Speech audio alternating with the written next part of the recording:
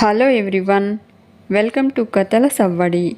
ఈ వీడియోలో నేను ఒక అందమైన ముగ్గు వేస్తూ మీకు ఒక ఆసక్తికరమైన కథను షేర్ చేస్తున్నాను.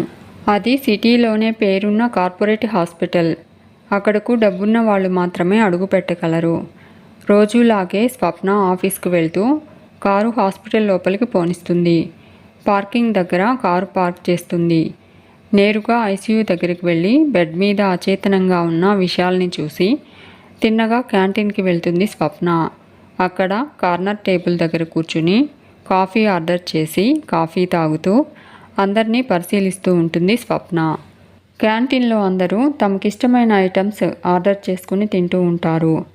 ఎంత ఇష్టమైన తిండి అయినా ఆకలి లేకుండా ఎలా తింటారు అని అనుకుంటూ, ఎంత ప్రేమికులు అయినప్పటికీ ఒకరి మీద ఒకరికి ప్రేమ కలిగితేనే కదా హక్ చేసుకోవడమో లేదా భుజం మీద వాలి బోరుమని ఏడవడమో చేస్తారు అని అనుకుంటూ ఉంటుంది స్వప్న. దాదాపు 20 ఏళ్ళు. పెళ్లికి ముందు 4 ఏళ్ళు, పెళ్లి తర్వాత 16 ఏళ్ళు. విశాల్తో కలిసి బ్రతికేశాక అతని మీద ప్రేమ కలిగితే బావుండును అని అనిపిస్తూ ఉంటుంది. ఇన్నాళ్ళుగా లేకపోయినా ఇప్పుడైనా కలగవచ్చు కదా, అది కొన్ని క్షణాలైనా పర్లేదు అని అనుకుంటూ, ఆకలి వేయడానికి ఉన్నట్లు ప్రేమ కలిగించడానికి ఎపటైజర్లు ఎందుకు లేవు అని అనుకుంటూ ఉంటుంది. క్యాంటీన్ అద్దాలలో నుంచి రోడ్డు వైపు చూస్తుంది స్వప్న. ఎంత ట్రాఫిక్ ఉన్నప్పటికీ నిశ్శబ్దంగా, నింగిలోని తెల్లని మబ్బుల్లా మెత్తగా కదిలిపోతున్నట్టుగా ఉంది. బహుశా తన జీవితము ఇంతే ఏమో. ఇలా అద్దాలలోంచి చూసే వాళ్లకు సాఫీగా సాగిపోతున్నట్లు అనిపించవచ్చు అని అనుకుంటూ ఉంటుంది స్వప్న. స్వప్న భర్త విశాల్ని హాస్పిటల్లో అడ్మిట్ చేసి 10 రోజులు అవుతుంది. విశాల్ అందగాడు, కానీ అలా అంటే ఇప్పుడెవరూ ఒప్పుకోరు. నల్లని బొగ్గులా మారిపోయాడు. లివర్ మొత్తం డ్యామేజ్ అయిందని చేర్పించిన రోజే డాక్టర్ చెప్పేశారు.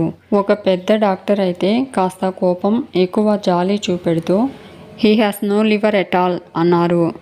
కానీ అదే డాక్టర్ ఇప్పుడు తనను పరీక్ష చేస్తే నీకు హృదయమే లేదు, you have no heart at all అని అంటారేమో అని అనుకుంటూ ఉంటుంది స్వప్న. అప్పుడే స్ట్రెచర్ మీద ఒక పెద్ద ఆయనను ఐసీయూలోకి తీసుకెళ్తూ ఉన్నారు. ఆయనకు పెరాలసిస్లా ఉంది. వెనుకనే దాదాపు 80 ఏళ్ళు ఉంటాయి. ఆయన భార్య కాబోలు నడవలేక నడుస్తూ కుప్పకూలిపోయింది. వెంటనే పక్కనున్న వాళ్ళు ఆమెను లేవతీసి సోఫాలో కూర్చోపెట్టారు. కాసేపు ధారాపాతంగా ఏడ్చిన తర్వాత ఆమె తేరుకుంది. నిర్మలంగా ఉంది ఆమె ముఖం. తను కూడా ఏడ్చి ఉంటే బాగుండేది. హాస్పిటల్కి వచ్చినప్పుడు దుఃఖమే రాలేదు. పోనీ ఇప్పుడైనా ఏడవచ్చు కదా, ఏడుపులంటే ఇష్టమైన జ్ఞాపకాలేమో అని అనుకుంటూ ఉంటుంది స్వప్న. విశాల్ను స్ట్రెచర్ మీద తీసుకెళ్ళినప్పుడు బెడ్ మీద పడుకోబెట్టి ఆక్సిజన్ మాస్క్ పెట్టినప్పుడు తనకు ఏడుపు రాలేదెందుకు? ఏడుపులంటే తీపి జ్ఞాపకాలేమో. అలాంటి తీపి జ్ఞాపకం నాకు ఒక్కటి కూడా లేదేమీ. పైగా విశాల్ ప్రేమకు తెగించినవాడు, తెగించి తనను పెళ్లాడినవాడు కదా. ఎన్ని జ్ఞాపకాలు ఉండాలి. కనీసం తన 16 ఏళ్ల కొడుకు దీపక్ని చూసైనా గుండె కరగాలి కదా.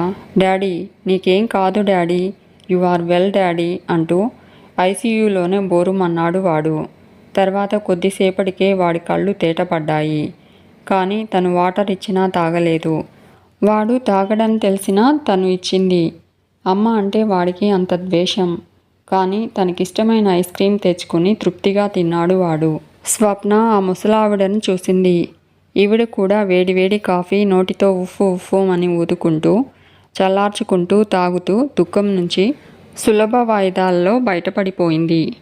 వీళ్ళు రిలీఫ్ కోసం ఏడుస్తున్నారా, లేక ఏడ్చి రిలీఫ్ పొందుతున్నారా అని అనుకుంటూ, ఇన్స్టంట్ రిలీఫ్ తనకు లభించదెందుకు అని అనుకుంటూ ఉంటుంది. తనకు అసలు దుఃఖమే లేదా అని అనుకుంటూ కాసేపు ఉంది అని అనుకుంటుంది, కాసేపు లేదు అని అనుకుంటూ ఉంటుంది స్వప్న. విశాల్తో ఉన్న ఒక్క జ్ఞాపకమైనా గుర్తు చేసుకోవడానికి ప్రయత్నిస్తూ ఉంటుంది. తన కళ్ళు తనకు తెలియకుండా తడిశాయేమో అని అనుకుంటూ వాష్ బేసిన్ దగ్గరికి వెళ్ళి అద్దంలో ముఖం చూసుకుంటుంది. కళ్ళు మెరుస్తున్నాయి కానీ కన్నీళ్లు రాలేదు. పసిడి మేని ఛాయతో మేకప్ లేకపోయినా వెలిగిపోతున్న ముఖం చూసి ఈ వెలుగుల వేడికి విశాల్ మాడి మసైపోయాడని నవ్వుకుంటుంది స్వప్న. ముత్యాల లాంటి పలువరుస చూసి గతం గుర్తుకొస్తుంది. ఒక తీపి జ్ఞాపకమైనా ఉండకపోతుందా అనుకుంటూ గతంలోకి వెళ్ళిపోతుంది స్వప్న. అవి తను ఇంజనీరింగ్ చదివే రోజులు. స్వప్న అందమైన పలువరుస చూసి అందరూ ఆమెను మెచ్చుకునేవారు. తన బ్యాచ్మేట్ అయిన సురేంద్ర సీనియర్స్ని ప్రొఫెసర్స్ని ఇమిటేట్ చేస్తూ ఉంటే స్వప్న నవ్వుతూ ఉండేది. ఆపకండి, అలా నవ్వుతూనే ఉండండి. టూత్పేస్ట్ కంపెనీ వాళ్ళు వస్తున్నారు, మిమ్మల్ని తమ మోడల్గా సెలెక్ట్ చేసుకుంటారంట అని సురేంద్ర అనడం గుర్తు చేసుకుంటూ, విశాల్ తీపి గుర్తులు అనుకుంటే సురేంద్ర గుర్తొస్తున్నాడేంటి అని అనుకుంటుంది. సురేంద్ర వెంటే విశాల్ ఉండేవాడు. సురేంద్ర ఎక్కడ ఉన్నా సందడి చేసేవాడు.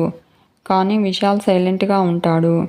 సురేంద్ర తీయగా కబుర్లు చెప్తూ ఉంటే అవి తీపిపోత కబుర్లు మాత్రమే అని చెప్పింది మాత్రం విశాలే. అది కూడా కాలేజ్లో చేరిన 6 నెలల తర్వాత చెప్పాడు. విశాల్ తనకు తెలియకుండానే దగ్గరవ్వడం మొదలుపెట్టాడు. విశాల్ పెద్దగా మాట్లాడడు. నవ్వటము నవ్వించడము అతనికి తెలియవు. అయితేనేం కాదనలేని స్థితిలో కాలికి అడ్డుపడుతూ కనపడతాడు. తనకు అమ్మకు సీరియస్గా ఉండేది మాత్రమే తెలుస్తుంది. కానీ అమ్మ దగ్గరకు తనను వేగంగా తీసుకెళ్లాలని మాత్రం విశాల్కే తెలుస్తుంది. విశాల్ బైక్ మీద కూర్చుని గంట ప్రయాణించినా తనను తాకాలనే తహతహ ఉండేది కాదు. చనువు తీసుకుని మాట్లాడేవాడు కాదు. తను బైక్ మీద ముడుచుకుని కూర్చుంటే అలాగే కూర్చొనిచ్చేవాడు. అతని సాయం తీసుకోవడం స్వప్నకు నచ్చేది కాదు. కానీ తీసుకోకుండా ఉండడం కుదిరేది కాదు. కాలేజ్ ఫీ కౌంటర్ దగ్గర కేవలం 1000 రూపాయలు తగ్గినప్పుడు రేపు పే చేయండి అని క్లర్క్ అంటూ ఉంటే అప్పుడే వచ్చిన విశాల్ ఆ 1000 రూపాయలు తను పే చేసేశాడు. అతను చేసే చిన్న చిన్న సాయాలకే స్వప్న విశాల్కి రుణపడిపోతూ ఉంది. విశాల్ ఎప్పుడు క్యాంటీన్కి రమ్మన్నా తనకు ఇష్టం లేకపోయినా నో చెప్పలేక అతనితో బయలుదేరేది. అప్పుడే సురేంద్ర కూడా క్యాంటీన్కి వచ్చేవాడు. అతని రాకతో ముక్కపోత పోయి చల్లగాలి వీచినట్లు ఫీల్ అయ్యేది స్వప్న. వారం తర్వాత విశాల్ ఆ చల్లదనం సహజం కాదని, మిమ్మల్ని వారంలో పడేస్తానని ఫ్రెండ్స్తో బెట్ కట్టాడని చెప్పడంతో స్వప్న షాక్ అవుతూ, పడేయటమా, వారంలోనా అని అంటుంది.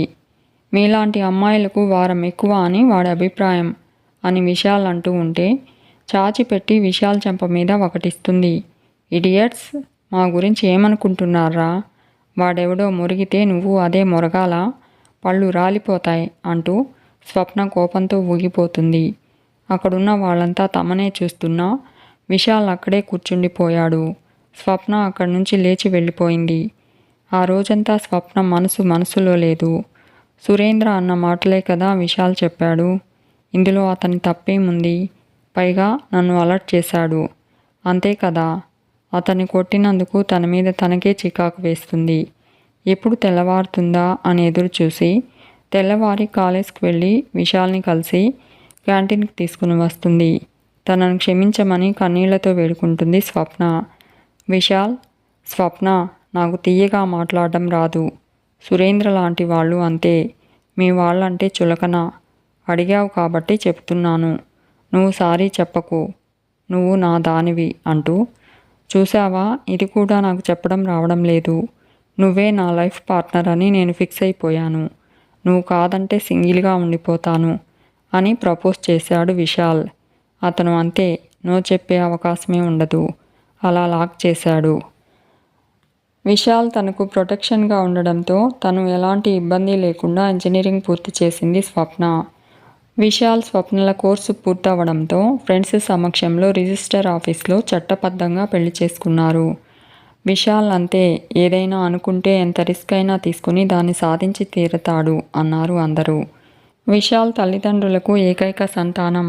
వాళ్ళది మధ్యతరగతి కుటుంబం. 10 ఎకరాలు కౌలుకు తీసుకుని సాగు చేస్తూ కొడుకుని చదివిస్తూ ఉంటారు. విశాల్ స్వప్నను పెళ్లి చేసుకున్న విషయం తెలిసి విశాల్ తండ్రి విశాల్ని ఇంటి గడప తొక్కొద్దని చెప్పాడు. విషయం తెలుసుకున్న విశాల్ తాతగారు ఉరేసుకున్నాడని తెలియడంతో విశాల్ షాక్ అయ్యాడు. కానీ అది పంతంగా మార్చుకుని రియల్ ఎస్టేట్ బిజినెస్ చేసి కసిగా సంపాదించాడు. పెళ్ళైన ఏడాదిలోనే కొడుకు దీపక్ పుట్టాడు.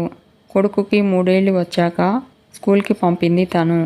సాఫ్ట్వేర్ ఇంజనీర్గా జాబ్లో జాయిన్ అయింది. క్రమంగా విశాల్ బిజినెస్ పార్టీల పేరుతో తాగుడు అలవాటైంది.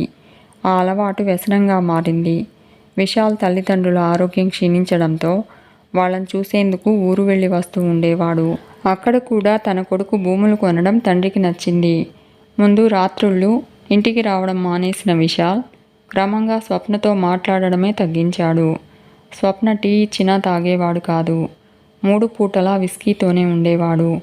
కొడుకును మాత్రం ముద్దు చేసేవాడు. విశాల్ ఆదాయం ఎంత పెరిగిందో ఆరోగ్యం అంత తరిగింది. దాదాపు మంచం పట్టేశాడు. అందుకు తనే కారణమని దీపక్ నమ్మసాగాడు. ఒక పక్క మంచం మీద చిక్కి శల్యమవుతున్న నాన్న, మరో పక్క అందం ఏమాత్రం తగ్గని అమ్మ. దాంతో కొడుకుకి రాకూడని అనుమానం కలిగింది.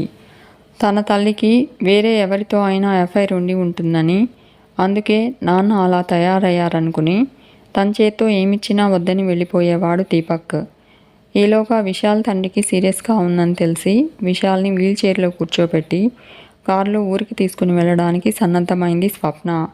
మరో ఫుల్ బాటిల్ తాగి కొడుకు సాయంతో వీల్చైర్లో కూర్చున్న విశాల్ కోపంగా, "నువ్వు అవసరం లేదు, నువ్వొస్తే మా నాన్నతో పాటు మా అమ్మ కూడా చనిపోతుంది" అంటూ బళ్ళున వాంతి చేసుకున్నాడు విశాల్. స్వప్న విశాల్ని ఊరికి తీసుకెళ్లకుండా అంబులెన్స్కి కాల్ చేసి ఈ హాస్పిటల్లో జాయిన్ చేసింది. ఇంతకు మించి విశాల్కి సంబంధించిన జ్ఞాపకాలేవీ లేవు. అద్దంలో తన కళ్ళకు ఏమాత్రం తడిలేదని దిగులు పడుతూ ఐసీయూకి వస్తుంది స్వప్న. అదే బెడ్ మీద విశాల్, ముఖం మీద తెల్లని షీట్, సెలైన్, ఆక్సిజన్ తీసేసి ఉంది. స్వప్నకి ఇప్పుడు అసలు తనకు ఏడుపు రాదని అర్థమైంది. బిల్లులన్నీ కట్టి విశాల్ భౌతిక కాయాన్ని విశాల్ ఊరికి తరలించి అంత్యక్రియలు జరిపించింది. కర్మకాండలన్నీ పూర్తయ్యాక విశాల్కి పెద్ద సమాధి కట్టించింది. సమాధి వైపు చూస్తూ తనకు ఏదో తెలియని విముక్తి లభించింది అని అనుకుంటూ ఉంటుంది. ఇంతలో దీపక్ అమ్మ అని పిలవడంతో ఈ లోకంలోకి వస్తుంది స్వప్న. ఈ పిలుపు విని ఎన్ని యుగాలైంది అని అనుకుంటూ దీపక్ వైపు తిరుగుతుంది. దీపక్ కళ్ళల్లో నీళ్లు. "అమ్మా, నువ్వు దేవదాసికి పుట్టావా?" అని దీపక్ అడుగుతూ ఉంటాడు. స్వప్న షాక్ అవుతుంది. "నీ 10th సర్టిఫికేట్ చూశానమ్మా. స్వప్న డాటర్ ఆఫ్ దేవుడు అని ఉందమ్మా. ఫాదర్ ఎవరో తెలియని వాళ్లకు అలా రాస్తారని మా మేడం చెప్పింది. డాడీ నిన్ను అందుకేనా దూరం పెట్టాడు" అని దీపక్ అడుగుతూ ఉంటాడు.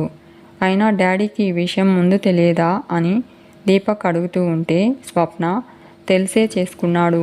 నన్ను పొందడానికి పెళ్లి తప్ప వేరే ఛాయిస్ లేదు. అందుకే పెళ్లి చేసుకున్నాడు. చేసుకునే వరకు నేను కనిపించాను, తర్వాత నన్ను పుట్టించిన దేవుడు కనిపించాడు" అని అంటుంది స్వప్న.